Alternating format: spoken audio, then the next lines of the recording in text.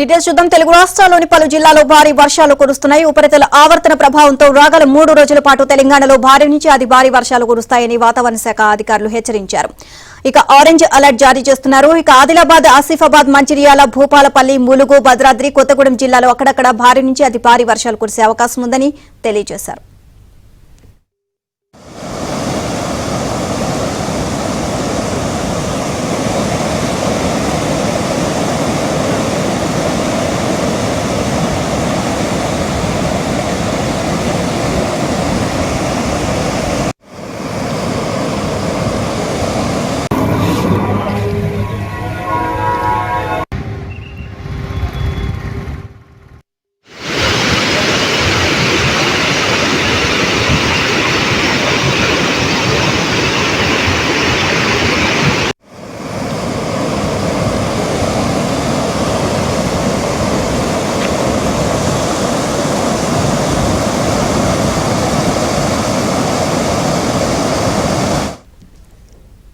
అటు రాత్రి నుంచి హైదరాబాద్ లో వర్షం కురుస్తూనే ఉంది. దీంతో లోతట్టు ప్రాంతాలు జలమయమయ్యాయి.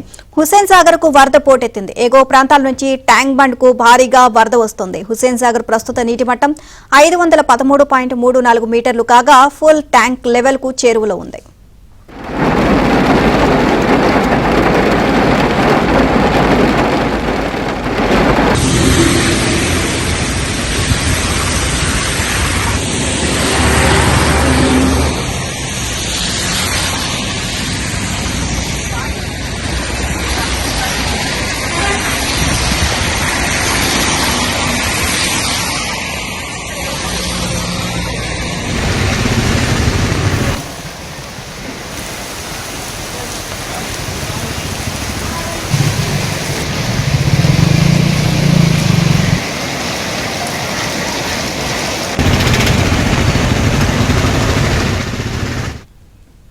ఉమ్మడి వరంగల్ జిల్లాలో భారీ వర్షాలు ముంచెత్తాయి. ఏటూరు, నాగారం, మంగపేట, తాడ్వాయిలో వాగులు, వంకలు పొంగి పొర్లుతున్నాయి. ఎడతెరిపి లేకుండా కురుస్తున్న వర్షాలకు బయ్యారంలోని మున్నేరు వాగు ఉధృతంగా ప్రవహిస్తుంది. దీంతో పలు గ్రామాలకు రాకపోకలు నిలిచిపోయాయి.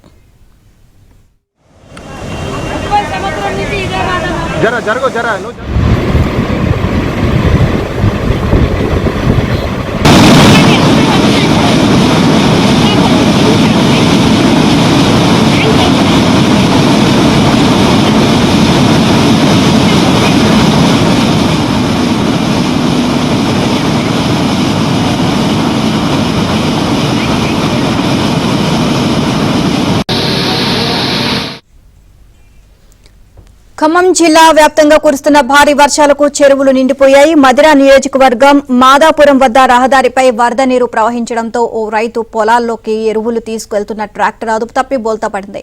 కొన్ని ప్రాంతాల్లో రహదారులపై వరద నీరు ప్రవహించడంతో పలు గ్రామాల్లో రాకపోకలకు ప్రజలు ఇబ్బందులు పడ్డారు. భారీ వర్షాలకు పత్తి, వరి పంటల్లో వర్షపు నీరు నిలిచిపోయింది.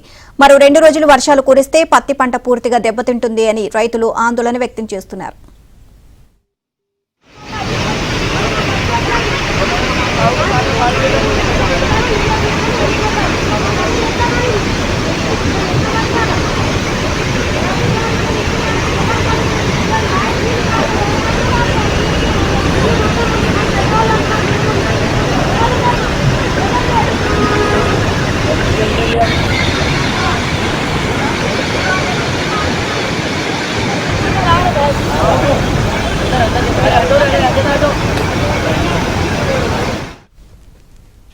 పెద్దపల్లి జిల్లాలో భారీ వర్షాలతో రామగుండంలోని 4 ఓపెన్ కాస్ట్ గనుల్లో బొగ్గు ఉత్పత్తికి ఆటంకం ఏర్పడింది. ఇక రాత్రి కురిసిన భారీ వర్షంతో క్వారీలోకి నీరు చేరడంతో భారీగా యంత్రాలు ఎక్కడికక్కడ నిలిచిపోయాయి. ఇక రోజుకు 40,000 టన్నుల బొగ్గు ఉత్పత్తికి ఆటంకం ఏర్పడుతూ ఉండడంతో 2 రోజుల్లో 40 కోట్ల రూపాయలు నష్టం జరిగింది. గ్రౌండ్ స్టాక్ బొగ్గును రామగుండం ఎన్టీపీసీ ఇతర సంస్థలకు రవాణా చేస్తున్నారు.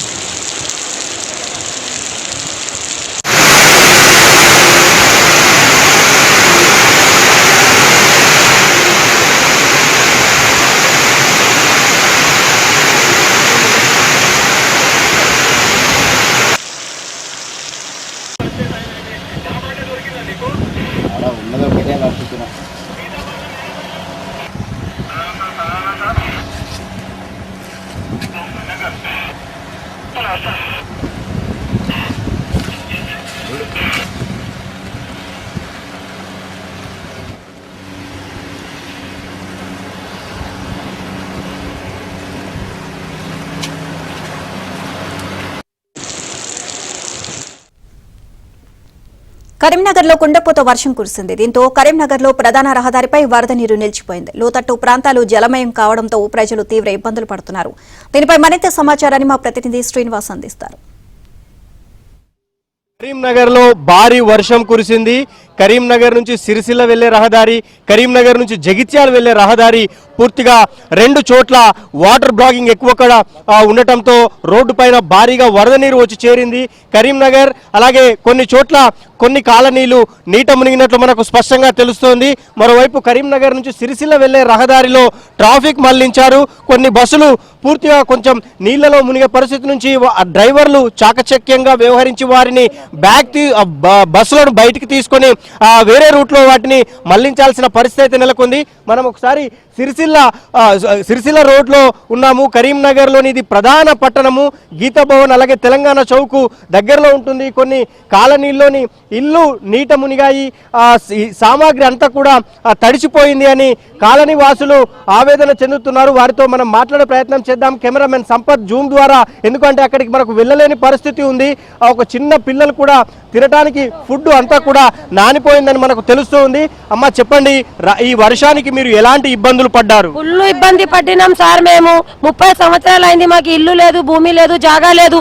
ప్రతిసారి ఇట్లానే మా ఇంట్లో నీళ్ళు వస్తుంది, ఇట్లా తిండి లేకుండా వాటర్ వస్తుంది. పిల్లలు మొత్తం చిన్నోళ్ళు, ప్రెగ్నెంటోళ్ళు, బియ్యం మొత్తం అన్ని నానిపోయినాయి, రాసాన్ మొత్తం నానిపోయినాయి, బోర్లు పోయినాయి, కొట్టుకు అన్ని సామాన్లు పోయినాయి, బీరువా పోయింది, మొత్తం మంచాలు పోయినాయి. ఎన్ని సంవత్సరాలు మేము ఇట్లా కష్టపడాలా? 30-40 సంవత్సరాలు అయింది సార్. బాగా ఏడ్చిండ్రు సార్, ఏం చేయాలి? బాగా ఏడ్చిండ్రు. వాళ్ళు ఏడ్చే వారికి మేము లేచినాం. లేచే వారికి ఏమైందని చూస్తే చిన్న పిల్లలు ఏడుచుకుంటా నీళ్ళలో పట్టుకున్నాం మేము చేత్తోని. బియ్యం మొత్తం సామాన్ కొట్టుకోపోయినాయి. ఏం చేయాలి? చిన్న చిన్న పిల్లలు ఉన్నాయి, మాకి ఏం చేయాలి? ఏమైనా సాయం చేయండి. పెద్దలు ఉండి ఏం లాభం ఉన్నది సార్ అని సాయం చేస్తున్నాం మేము. ఏం చేయాలి? చిన్న పిల్లలు ఇబ్బంది పడుతున్నారు ఫుడ్ లేక. ఎందుకంటే ఇంట్లో ఉన్న సామాగ్రి అంతా కూడా తడిసిపోయిందని కాలనీ వాసులు ఏబిఎన్ ఆంధ్రజ్యోతితో గోడు వెళ్ళబోసుకుంటున్న పరిస్థితి మనకు కనిపిస్తోంది. సో మాట్లాడటానికి చాలా పెద్ద ఎత్తున ఎట్లా ఇబ్బంది పడ్డారు చెప్పండి. ప్రతి సంవత్సరం మాకి ఇదే గోస, మాకి ఇదే వర్షం రావుడు, మొత్తం కొట్టుకోపోవుడు, మేము ఆకలితో నిద్రపోవుడు అంతం అవుతుంది. నీళ్లు ఇప్పట్లో తగ్గే పరిస్థితి లేదు. మరి మీకు ఎక్కడ ఉంటారు, ఏం చేస్తారు, ఏం తింటారు? చాలా పెద్దోళ్ళతో బాగా రిక్వెస్ట్ చేసినాం, అప్లైలు చేసినాం, డబల్ బెడ్రూమ్ గురించి లేకపోతే భూమి గురించి. కానీ మాకు ఎవరు హెల్ప్ చేస్తలేరు. మాకి ఇంట్లో సామాగ్రి అంటే తినే సామాగ్రి కూడా నానిపోయింది. పొద్దున ఏమన్నా తిన్నారా? మా పిల్లలకి ముఖం కూడా కడగలే, ఇంకా మేము ముఖం కూడా కడగలే, చాయ్ తాగలే, ముఖం కడగలే. ఏం చేయాలి? లేస్తేనే సామాన్ కొట్టుకోపోతున్నాయి. ఏం చేయాలి మేము ఇప్పుడు? మా బతుకుడు ఎట్లా? ఏం చేయాలి? ఇట్లా నీళ్లతోటి నీళ్లు మునిగినాయని ఎవరికన్నా లీడ్ తెలుసా? ఎవరికన్నా తెలుసా? ఇప్పటి వరకు ఎవరైనా వచ్చారు? అందరికీ తెలుసు. ఇట్లానే వీడియోలు తీసుకోపోతారు. ఈ రోజు మునిగిన విషయం ఒక్కరు ఈ రోజు మునిగిన విషయం తెలియదు, ఎవరికి తెలియదు. మీరే వచ్చిండ్రు సార్. ఇవాళ దాకా మా చిన్నోళ్ళు చాయ్ కావాలా, పాలు కావాలంటుండ్రు. మాకు పొయ్యి లేదు, ఏం లేదు. అంటే ఇతర ప్రాంతాల నుంచి వరద నీరు, డ్రైనేజీలు అన్ని పొంగి పొర్లి ఈ కాలనీ గుండా ప్రవహిస్తున్న పరిస్థితి మనకు కనిపిస్తోంది. సో ఇంకా మా పరిస్థితి ఏంటి? తినడానికి ఫుడ్ లేదు, కనీసం మొహం కూడా కడగలేదు, చిన్నపిల్లలకి ఏం పెట్టలేదు, పాలు బ్రెడ్ కూడా ఇచ్చేవాళ్ళు తమకు కరువయ్యారంటూ కూడా వారంతా ఆవేదన చెందుతున్న పరిస్థితి అయితే మనకు కనిపిస్తోంది. సో వాళ్ళంతా బిక్కుమంటూ బయటకు వచ్చి డివైడర్ పైన తలదాచుకున్నారు. కనీసం గొడుగులు కానీ లేదా కవర్లు కానీ కూడా లేవు. పిల్లలంతా కూడా వర్షంలో తడుస్తూనే ఉన్నారని వారంతా ఆవేదన చెందుతున్న పరిస్థితి అయితే మనకు కనిపిస్తోంది. ఇది కరీంనగర్లోని భారీ వర్షాల వల్ల ఒక 2-3 కాలనీలు మునిగిపోయిన పరిస్థితి. ఒకసారి ఇంకా కొంత ముందుకు వెళ్లే ప్రయత్నం అయితే చేద్దాము. ప్రస్తుతానికి ఈ కాలనీ వాసుల బాధ అయితే ఏబిఎన్ ఆంధ్రజ్యోతి ప్రభుత్వం దృష్టికి, స్థానిక ప్రజాప్రతినిధుల దృష్టికి అయితే తీసుకువెళ్తోంది. వీడియో జర్నలిస్ట్ సంపత్తో శ్రీనివాస్, ఏబిఎన్ ఆంధ్రజ్యోతి.